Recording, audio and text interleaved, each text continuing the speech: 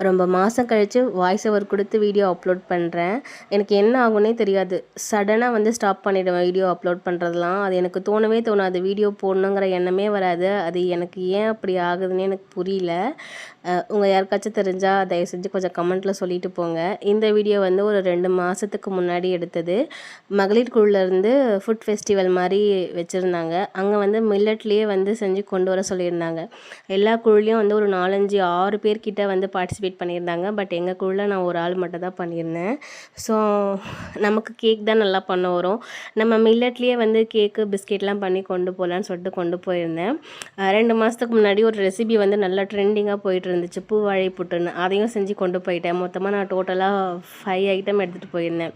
கம்பு biscuit, ragi brownie, அப்புறம் வீட்டில் கப் கேக்கும் ப்ளெயின் கேக்கும் பண்ணி கொண்டு போயிருந்தேன். ஃபர்ஸ்ட் டைம் இந்த பேக்கரி ஐட்டம் கொண்டு வந்தனால எனக்கு 3rd ப்ரைஸ் கொடுத்துருந்தாங்க.